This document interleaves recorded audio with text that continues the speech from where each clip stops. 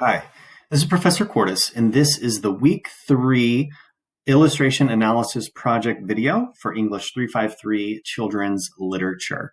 The reason why we are talking about and discussing this during week 3 is because this is a very large project with multiple steps that's going to be due over the next 2 weeks, week 4 and week 5.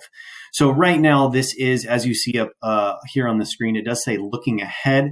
We want you to get prepared for this assignment. Just like the other assignments that we've been working on, we kind of want you to start thinking about it before you actually tangibly start working on it. So here, this project is dealing with illustrations.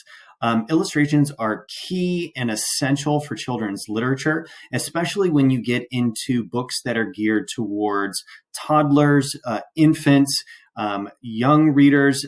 The idea is that there's a book that offers a story without the words.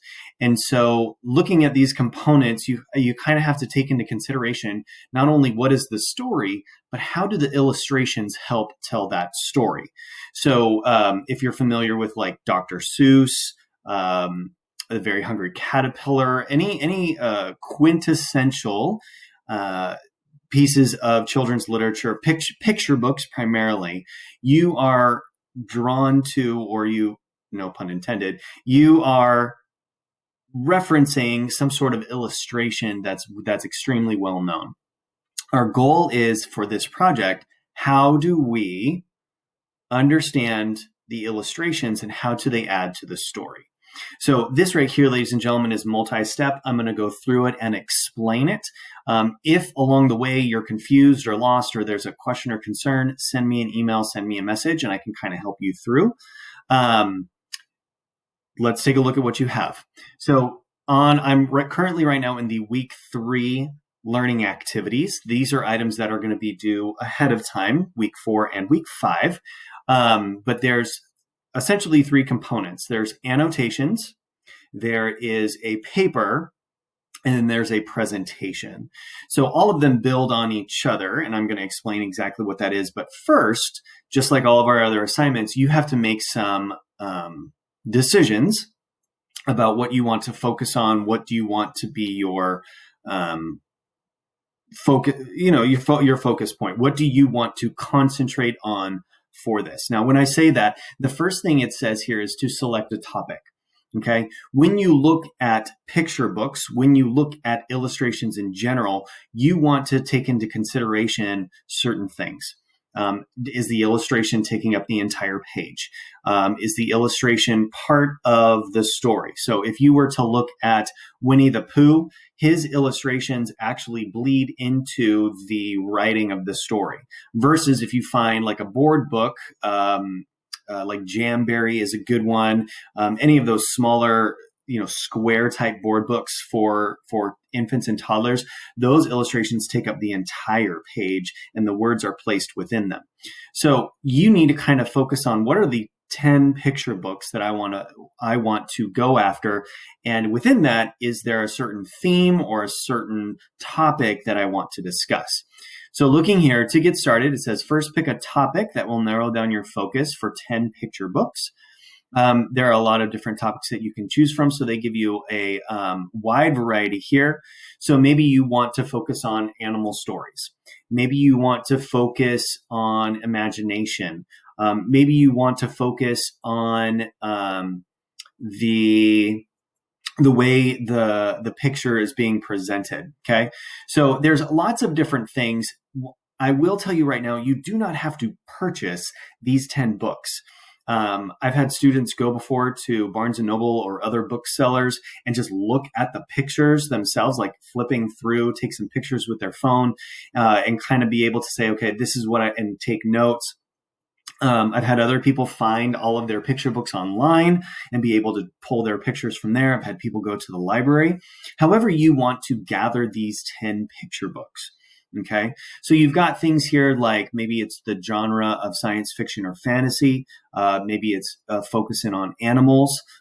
Maybe it's the idea of finding yourself. There's a lot of picture books out now that discuss helping a child find confidence or self-esteem, excuse me, or their voice. That was ironic. Excuse me, not sick, just caught up in the moment. There's other ones about like losing a best friend, getting a big sister. When my daughter was going to be a big sister, we had a book that talked about what it was like to bring a baby home and like developing parts of the family. So all of those things right there are components. So you can pick a topic and a theme. The other thing you kind of want to look at is what are the aesthetics? Is the picture drawn and used with watercolor? Is the picture done with colored pencil or markers? Is it just a plain painted, or do they only use like certain colors, or do they use all of the colors? You kind of want to look for those specific things. If you look at the illustrations in a series of unfortunate events, they're dark. They're used with black and white, almost like pencil or charcoal drawings. Then if you look at something else, like if you say Harry Potter, and you look at those pictures at the beginning of each chapter, the edges are a little bit more rounder. Things are soft. Yes, there's a somewhat dark, sinister, magical tone to it, but it's a very contrast from a series of unfortunate events. So if you were to look at Eric Carle, the famous paintist and writer, his books like, oh gosh, just draw a blank. Oh, The Very Hungry Caterpillar. All of those The Very Hungry Caterpillar is what he's known for. But if you look at those books, his paintings and his illustrations are very specific. His style is actually when you go in and he paints on a regular piece of paper and then cuts out his images and then pieces them together to form his picture.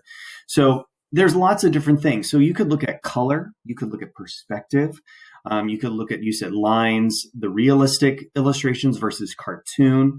If you look at things like The Tale of Peter Rabbit, how do the soft edges add to the story? How do like those soft colors add to the story? Is there a use of texture, right? When you get into baby books, there's a lot of tangible things because babies can lean forward and touch the pages and move the pages. So you're kind of looking for those two components. Rainbow Fish would be a good one to analyze the use of color and style of illustrations, but you're looking at those two components. So maybe you want to find something that deals with like social skills, moving to a new house, right? Or moving to a new school, or moving houses. The idea of animal stories. There's lots of stories that deal with animals that have an animal protagonist. What do those stories look like, and how are they painted? How are they created? So the first thing that you're going to do is you're going to select that topic. You may not even know until you get to the bookstore or you get to the library and you start flipping through and saying, oh, this looks like they're using pastels in this book. I wonder what it's like to have pastels and illustrations, and begin to pull books that have pastels. Maybe you find ones that only use black and white, or the pictures take up the entire page versus one small component. So there's lots of different things that you can function with, and there's a lot of freedom to that. If the freedom is scary and overwhelming, send me a message, email, we'll talk about it. So you're going to want to kind of select your topic. The next thing you want to do is you want to choose your picture books. Okay. It says this is a great opportunity to draw on the growth of a private picture book collection. So if you do have some in your house, absolutely. Take this opportunity to build your collection. Again, you don't have to purchase these. There is a set of picture books in the CBU library if you are close to Southern California and able to get on campus. One of the things that we are looking for, though, however, is that you kind of give a wide range of illustration books. We do not want these to all come from the same author and illustrator. We want this to be a variety. So no more than 2 books from the syllabus, okay, because we've seen some of those before. No more than 2 books by the same author or illustrator. So if you're going to use Dr. Seuss, you've got 2 Dr. Seuss books, and that's it, and we're going to move on. At least 5 award-winning books. Honor books are okay. These books are really the ones that kind of stick out and are prevalent, and they've won an award for a certain reason, more than likely for their illustrations and how it adds to the story. If you do a simple Google search, more than likely you will come up with hundreds of picture books that have won awards. So take those into consideration. There's a couple links here that will help guide you through that. They give you an example. So this individual here is like, oh, I want to look at rabbits. And so they begin to pull different picture books that deal with rabbits. Okay, perfectly fine. That's the very first part. The first part is kind of like picking your topic and finding those 10 books. Okay. Once you find those 10 books, the very first thing that you're going to do is a picture book annotation. This is, you probably have done annotations in the past for your research and writing classes or composition classes. What you're looking to do is to write an annotation for each of your 10 books that you've selected. Okay. It says, including the awards, the range. We're kind of looking for the basic information and then your annotation. So what you're going to have here, it says, include any awards your book has won, the age range, a summary of the book's plot, 2 to 3 sentences, elements you marked in the book's representation, identification of key visual features of the illustration style. Finally, a recommendation. Would you recommend the book? Your citations must be in APA or MLA format, just like always. There's a great example here. I have an example over here that I want to show you. This, ladies and gentlemen, is an example. We've got the title and annotation, or the citation, excuse me, up here at the top. We have the age range, and then if there's any awards. And then down here is the description of the book, a little plot summary. It talks about the illustrations and what the shades of red against black and white illustrations. It should be white illustrations. Obviously, we're going to take time to proofread. There's some pencil drawing lines. So they kind of go into it. Would they recommend it? What does that look like? Here's our second example. They've got the citation here at the top. They've got the age range, and then if the book has won any awards. And then they go into their citations. So they go in and they read through, okay, here's what this story is about. This is the context. Here's the cartoon illustrations, childlike coloring. It adds to the story. The story appeals to children in preschool and kindergarten. So it's the same thing. You're going to be doing that 10 times. So you have your citation, you have your age range, you have your awards that the book has won, and then you go into your annotations answering the questions that you see here. So that's the first part. And this one is actually due at the end of week 4. So you get started with this. And they give us an example right here. So you've got your citation, you've got your awards, you've got your age range, and then you go into the description of what the book is like, the illustrations, the color, the lines, the texture, the style, all of those components. The second part is the illustration analysis paper, and that's due week 5, along with the illustration analysis presentation, which is due week 5 as well. For this, you're writing a 3 to 5 page illustration analysis, okay, that analyzes the way one visual element adds to the meaning in 4 to 5 picture books. So let's say that it's the component of texture.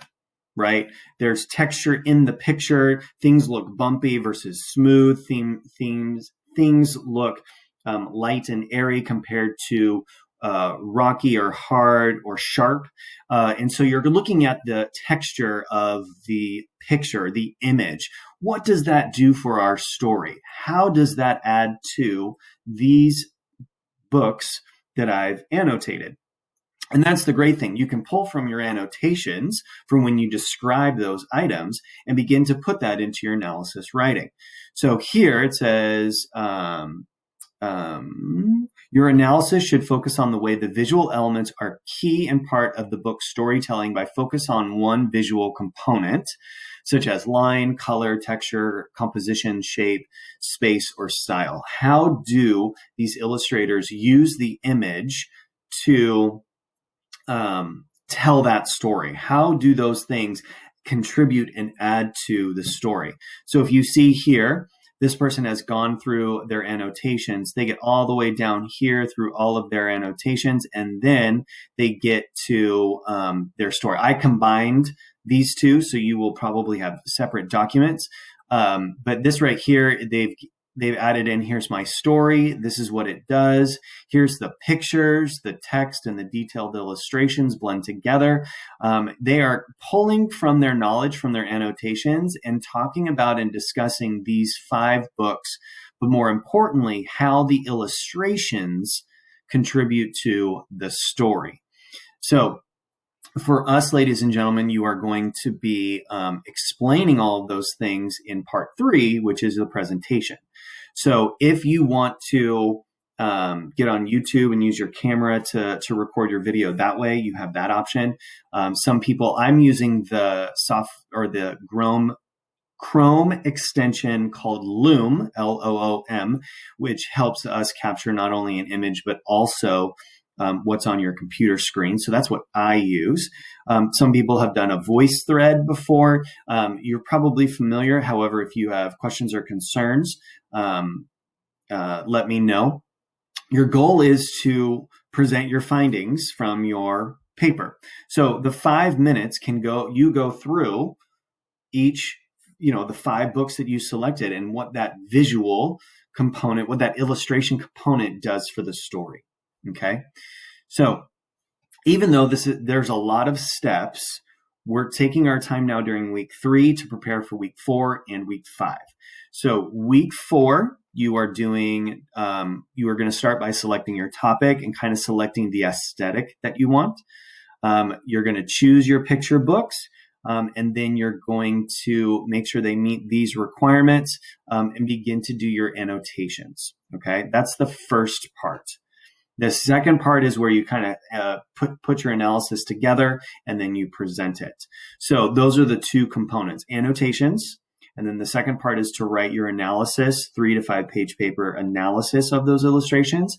And then do your presentation. So you are vocally sharing your findings. You are vocally expressing and articulating what you found for those illustrations.